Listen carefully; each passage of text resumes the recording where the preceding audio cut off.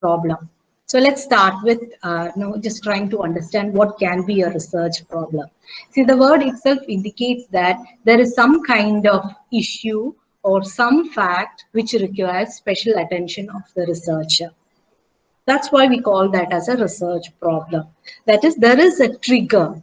Actually, there is a trigger which has created an urge in the minds of the researcher to move further, to know more about it, or to do something towards it. That's why we call that as a research problem. And when you look into the framework of a research problem, definitely researcher will be encountering some, maybe a difficulty, maybe it can be an excitement to know something more, or it even can be that it is a problem faced by some of the society members or some of the community members where the researcher belongs to. So definitely there is a gap which is identified by the researcher which requires special attention from his or her part. That's where we call that as a research problem. It can be either in with respect to theory or it can be a practical situation. Both can be brought under the purview of identifying as a research problem. Now, there are certain conditions, like some check notes for us to really identify or categorize a particular issue as a research problem. The first one, as I say, as you can see, is there should be an individual, if possible, a group to whom this particular problem can be attributed.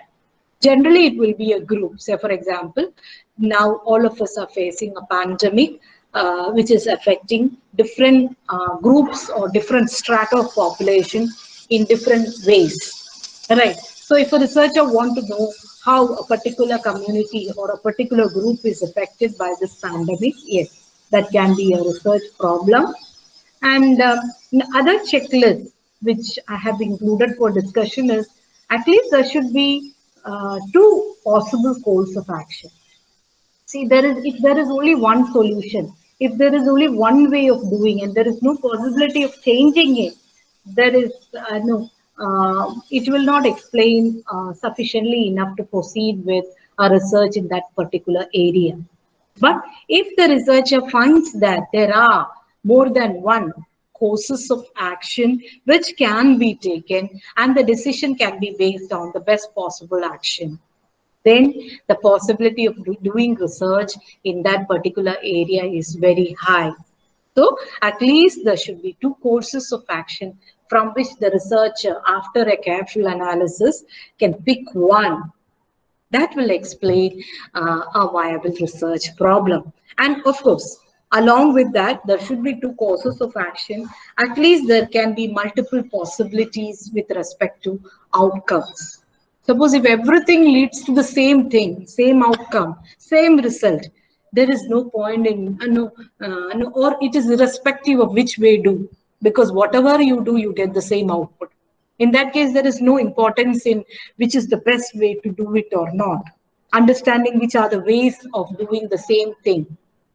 Understanding the efficiency of different methods of obtaining the same outcome, because the outcome is same. But if we are selecting a research problem to be studied further, there should be at least two possible outcomes. And of course, along with that, there should be unequal efficiencies in the desired outcome. Some, at the beginning itself, the researcher will know that, yes, it can produce a better result than the alternative in hand. But if that is not the case, then there is no point in studying that particular topic in a deeper way. Right. So that is why it is said there should be a problem which is encountered by a particular group or a community or a strata of population. And there are many possibilities of solving that particular problem. And the researcher expects different types of outcomes for all these alternative actions. And the efficiency of these outcomes also vary with each other. Then, of course, the preliminary checklist for identifying a particular problem as a research problem is positive. So there the researcher can be positive in selecting that as a particular research problem for study. So that's why we say that it can be a problem faced by the researcher himself or by the community or by the government, or might be no, it can be a group of people who are interested in this particular area to the researcher to find a solution. But there is a gap which requires further investigation. That is a basic idea behind a research problem. Now moving further, how do a researcher, we had been explaining that, okay, this can be qualified as a research problem, but how do a researcher select a best kind of research problem? There are again certain features which can be checked by the researcher to finalize upon a research topic. One is, generally, it is said that if a particular area is overdone, there are many, n number of studies exploring different possibilities of a particular problem. It will be better that the researcher does not identify that as his or her problem. The reason here is the contribution that can be expected from such a research is very minimal, because we always spend our resources, our energy, our considerable amount of time, right, for conducting our research. So it should definitely have some kind of concrete contribution towards the knowledge, existing knowledge level. It should have some kind of contribution towards the existing theory or practice. But if it is a topic that is being overdone, the chances of its contribution being significant is very limited, because many researchers have explored different areas of that particular problem and arrived at different conclusions. So that's why maybe, but if that all those studies were previously undertaken, now there is a change in the external environment, the other climatic conditions or other conditions that is prevailing in the economy, and the researcher would like to know what is the relevance of that particular problem in the change scenario. That explains the reason of proceeding with such a research problem. But if that is not the case, it should be better to avoid such topics which is being overly done by many researchers in the same conditions, right? Then the second one is, it is not always mandatory that the researcher should avoid controversial subjects. But if we really have to proceed with the research in a smooth way, it will be better to avoid controversial subject. The reason for this is, controversial subjects will have different aspects, different angles to be considered before arriving at conclusion. It can affect the sentiments of different levels of people involved in such a problem. So before taking up a decision, before coming to a conclusion in such topic, it will be better that the researcher has a thorough knowledge, has an upper hand in such area. If that is not the case, if the researcher is not well versed, if not familiar with such a particular area, maybe his expertise does not support such an area, it will be better to avoid such controversial subjects which will be taken by the researcher for his research. And the next thing, it will add on to what I have been saying, that is, it should also look at the familiarity and the technical expertise and also the feasibility of the study under our research. That is, if the researcher finds that this particular topic is very familiar, he had done some kind of exploratory study in that, he had read lot of articles, his knowledge base is also supporting, then that is an added advantage for every researcher, because the contribution made by the researcher will be much better than his contribution would have been if he has taken an unfamiliar topic, or a topic which is very new to him. Right. So that is why it has been said that the problem identified by the researcher definitely should be an area which is in which he or she is having some kind of expertise or some kind of familiarity.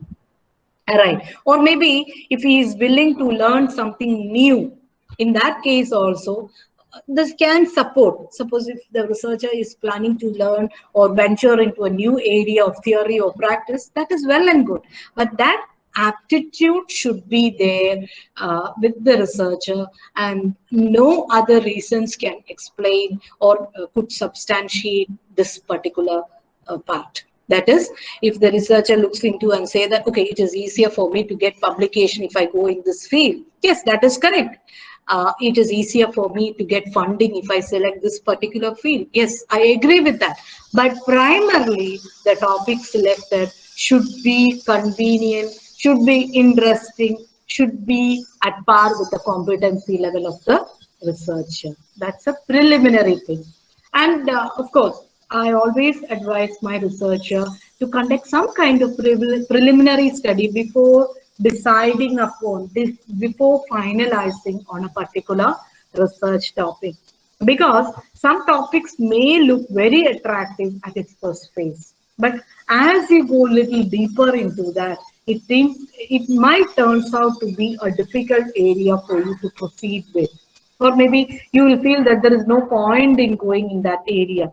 So all the work which the researcher has done till that time will be a waste if that is the case. So definitely before finalizing with a research topic, with a problem, the researcher should definitely do a preliminary study eliminating the reason for rejecting this particular research problem. At that preliminary study itself, the researcher should make sure about the scope of this research problem under study. And again, I'm repeating, it should match with the qualification and competency of the researcher. The qualification in the sense, see, I've done all my specialization in finance. And if I'm aiming at a study in psychology, I should be competent enough to take up such a topic.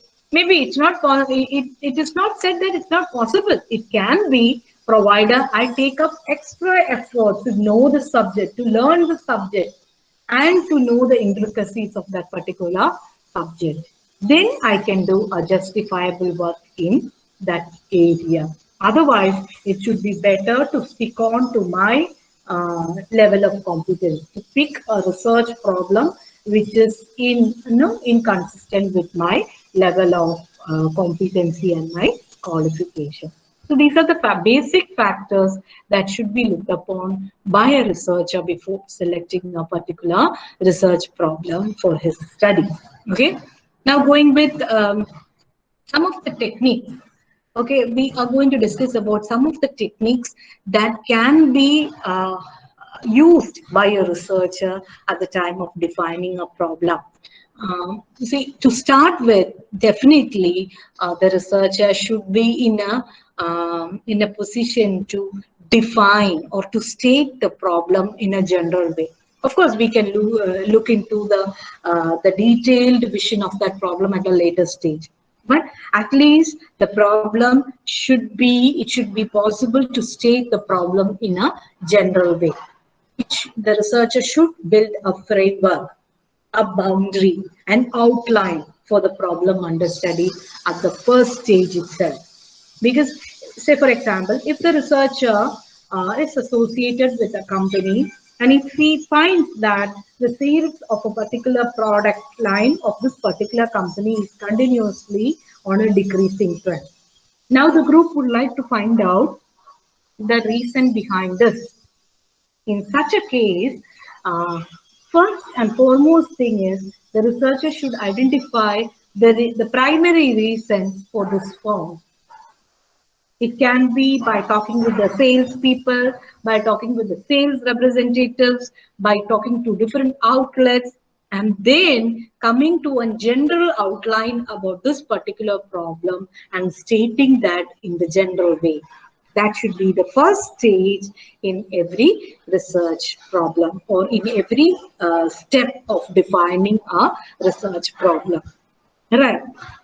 And then once we establish a framework, If we have a framework, we have understood the boundaries. Okay, these can be the possible reasons based on the preliminary study. The next thing is this needs to be supported with the literature, the study, the other researchers which are being done in the similar way. So, for example, if I identify that yes, the primary reason for the decrease in the sales volume of this product is it is not meeting the change demand of the or the change perception of the consumer, then I should be in a position to number it out why the perception of the consumers changed in this particular period. What are the reasons? Is it because of the development in the technology? Is it because of the development or change in the buying behavior of the people? Is it because of some other factor? So for that, I have to refer into the relevant literature before I come to a conclusion. So when I'm defining a problem, I should be looking into all the available literature in that particular area, which will help me to develop a conceptual framework for this particular problem under study. Conceptual framework means I will say, okay, sales is decreasing for this particular product line. So I'm going to look at what are the factors that can affect the sales or maybe the performance of company in the market. So I should know that. What are the factors? I should number it out. And from that, I have to pick the relevant factor that is applicable to my particular case. So for that, I need some conceptual framework which I can arrive at only from referring to various related literature. Right? Of course, I can also look into other theory which are applicable, which are available, which are apt in the present situation. So that's why we say that it can be through literature review. It can also be through talking with the experts. See, for me, it is easy for me to identify the primary reason for the decrease in the sale of a product by talking to the sales representatives. They will get the first-hand pulse from the customers because they are the people who are facing the customers at the first point.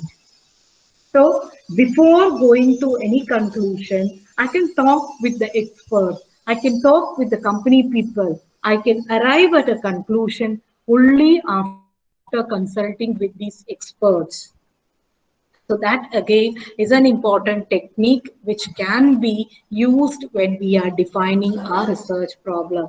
First, I can create a framework, then I will be looking into the relevant literature. I can also talk to experts before I arrive at a conclusion regarding this particular problem under study. It's not that I'm settling the conclusion. I'm just, maybe it will help me to formulate a hypothesis. I will be in a position to make some assumptions about the outcomes of this particular research, and that will help me to formulate my hypothesis. And of course, determination of unit of analysis. So for me, when I'm the particular problem I was discussing about the problem faced by a company due to decrease in the sales of a particular line of product. Right. So that's a problem under study. So for me, I have to decide upon unit of analysis. So here, in this case, it would be the customers of this particular product line, the prospective and already the present customers as well as prospective customers of this particular product. That will be my unit of analysis in this case.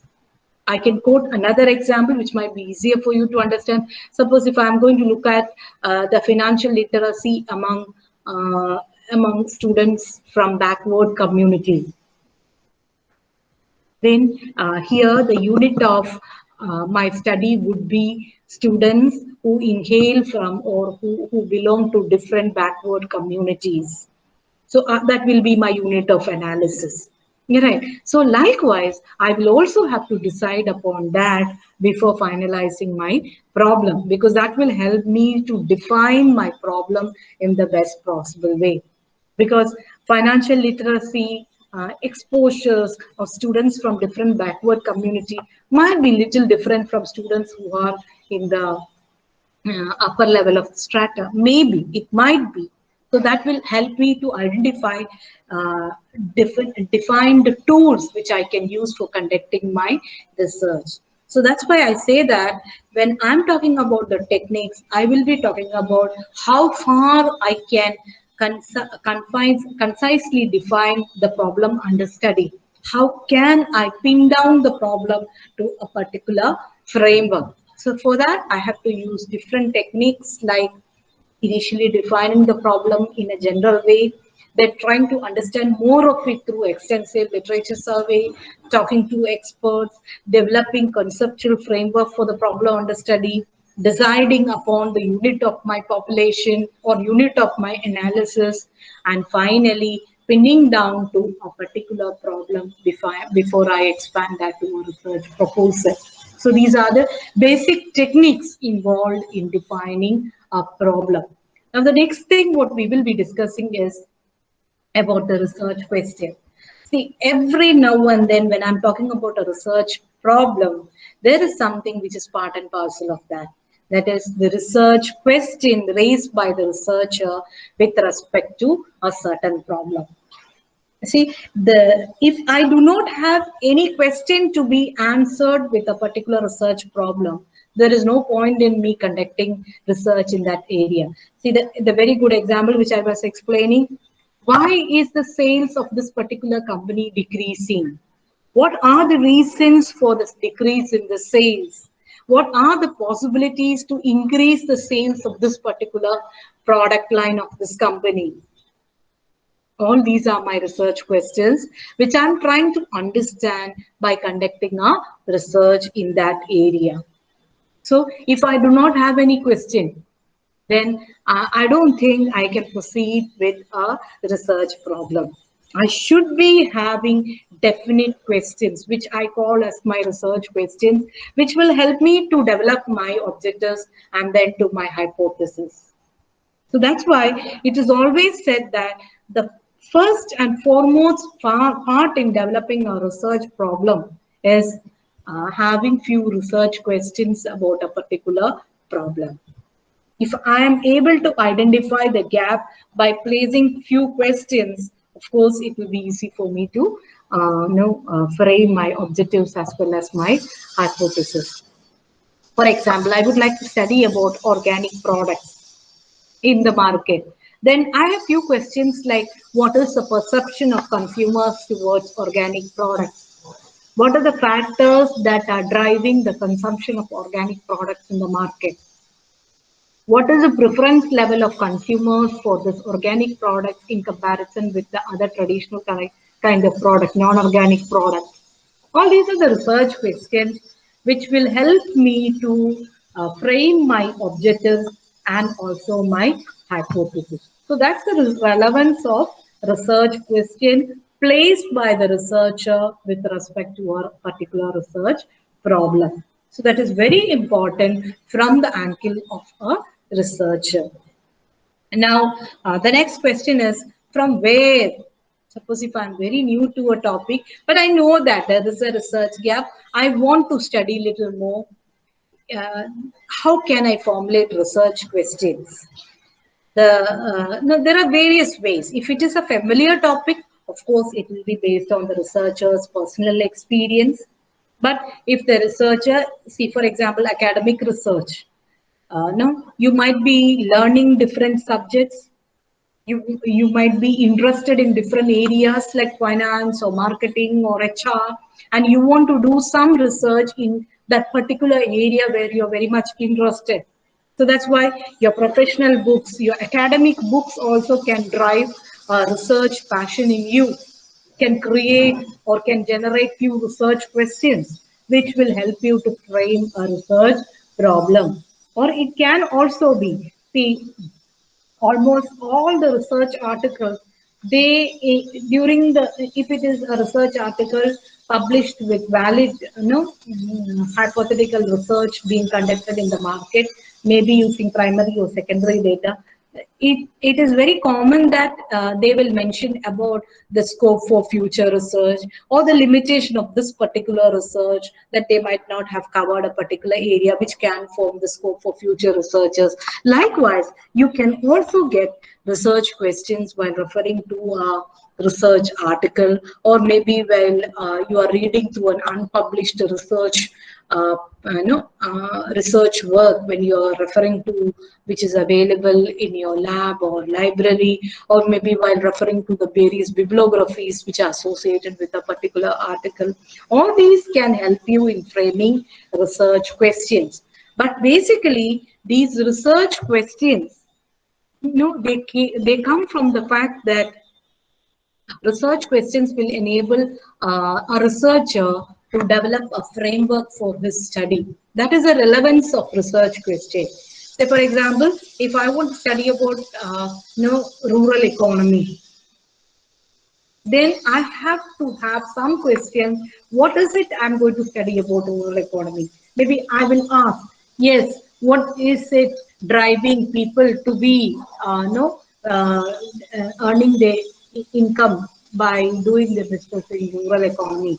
Or what is it so attractive about rural population? Or maybe I would like to know what kind of activities are being performed by people in rural economy. Or I would like to know why the migration rate is very high in a particular place, like rural to urban. What are the factors driving people to migrate from rural economy to an urban area?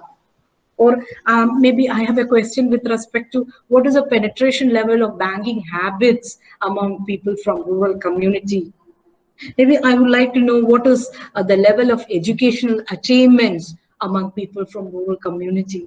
Likewise, I will have different questions which are coming out of my curiosity, which is prompting me to do research in a particular area. That will help me to develop a right kind of research problem. So that's where we talk about research question. In fact, I would say that every research problem should generate lot of research questions. If it is not possible, then it may not be worth doing. It may not be that, or it may be that the researcher is not competent enough to do a research in that particular area. Because if it is not generating a lot of research questions in the mind of a researcher, there is no urge to know more. You do not have a direction. In that case, either the researcher can think of changing into a different topic, or if he or she is very particular about that particular research topic, then it will be better that he or she has to enhance the knowledge level by reading through different literatures, speaking to different experts, or maybe going to the real time community for getting a lot of inputs in order to frame the research problem, which will help him or her to generate a lot of research questions. So all these are something which is related, very much directly related with framing a research problem. So to conclude with, what I would like to say is a good research problem is like a well-started work. If the researcher is able to frame the research problem in the best possible way, defining the objectives, stating the hypothesis, generating a lot of research questions, yes, that then it can be said that he or she is in the right move. That is the importance or significance of a research problem. So that is where we call that statement of stating the research problem as the first stage in every research process. Problem can be related to his academic knowledge. Problem can be related to some of the theories testing, proving or disapproving a theory.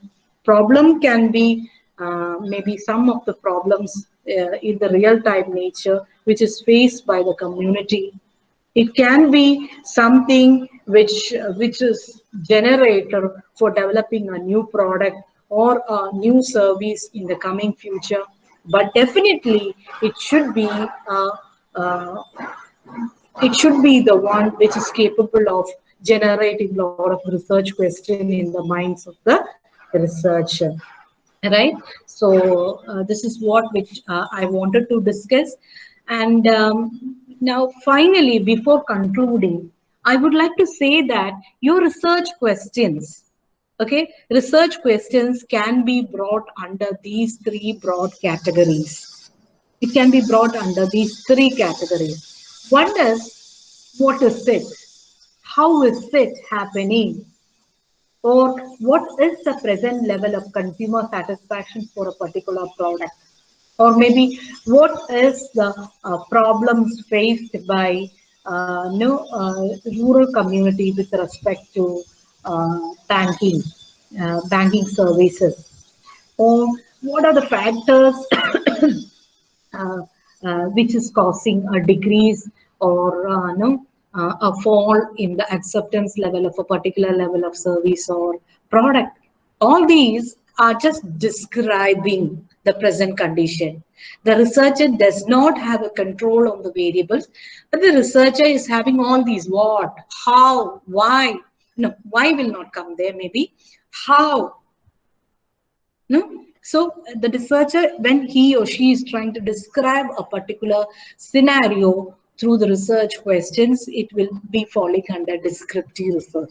Here, the researcher does not have a control on the variables. He's just describing, he's just explaining, okay, this is it.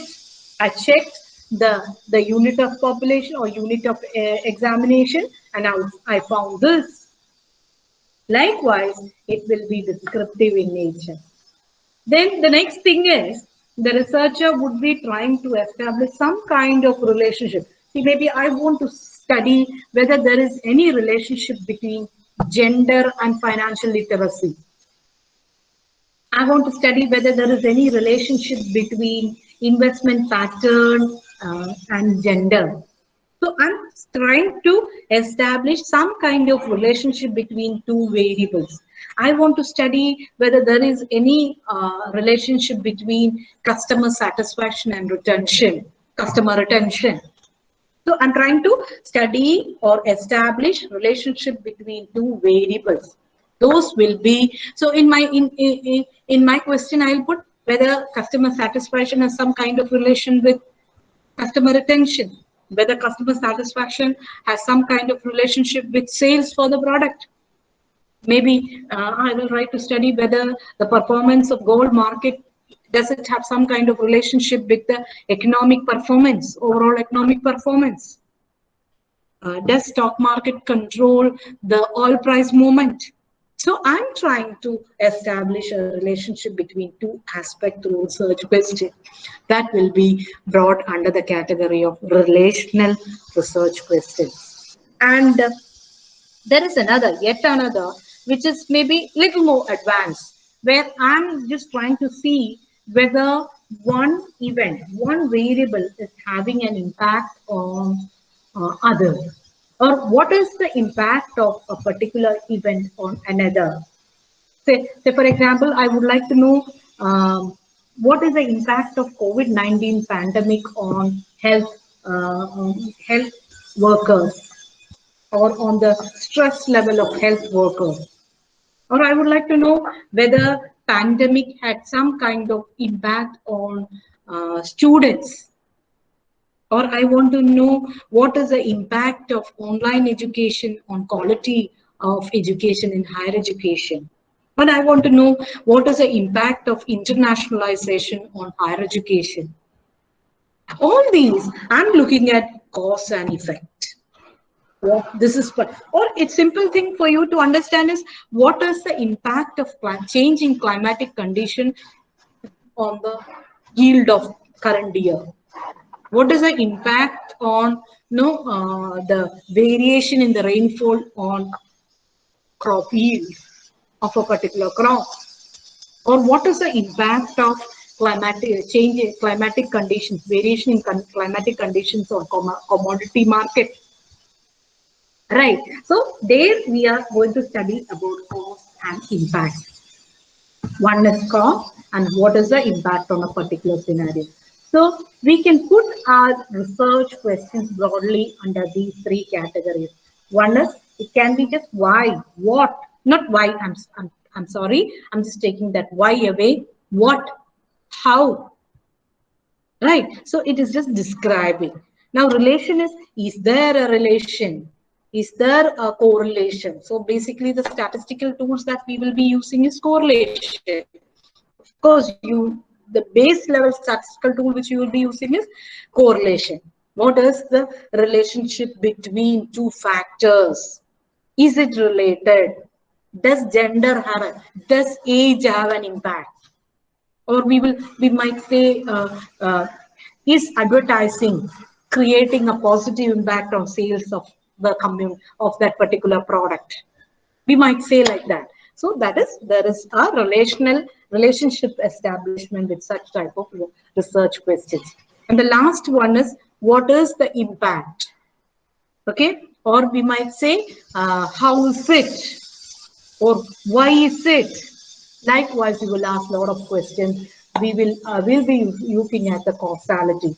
The basic statistical tool which we will be using here is regression, impact of one on another, impact of one variable on another. That is where we look at structural equation modeling and all when we are going with advanced research. We'll be using different econometrics models. Study about the impact of a particular variable on another variable, maybe multiple variable on multiple variables, or the impact of multiple variables on a particular aspect. Say, for example, the customer satisfaction towards coastal tourism destinations in Kerala. So there are many factors that can have positive or negative impact on customer satisfaction towards coastal destinations. So there are many factors which we are looking at to study the impact. So that is causal relationship. The type of research questions would be, what is the impact? What is the effect? Is it related? Is it having a significant impact? And then the hypothesis which we formulate also would be like that. There is significant impact of X factor on Y. That's how we formulate the hypothesis. In relational, we formulate that there is significant relationship between X and Y. Right. In descriptive, generally we don't formulate any hypothesis. But if at all we are trying to formulate, it will be basic hypothesis, which is just the outcome expectation of the researcher. Right. So these are some of the areas which a researcher needs to be taken care when he or she is proceeding with statement of a research problem. To summarize with, a research problem is the beginning point, or it is the first step towards any research. In a research problem, the researcher is trying to identify the area under research. Right? Accordingly, he will be placing different research questions which are leading to the primary objectives of a research. The researcher can use different sources like reviewing of literature, speaking with experts, speaking to the unit of survey, the unit of research. All these can help the researcher in correctly framing the research questions as well as the research problem. Definitely, research problem, as I started at the beginning, it should have alternative ways of achieving the outcome. As well, the efficiency of these outcomes should be different from one another. Because otherwise, there is no point in doing that conducting a study of which is the best one. There is no point in. If there are different alternative ways, or if there are alternative ways of doing a particular thing, and there is possibility of better results in one way or other, yes, you have a right thing in your hand, which you have to frame it in the right possible manner to conduct a good research work. Right? So that's it, all about research problem. Right?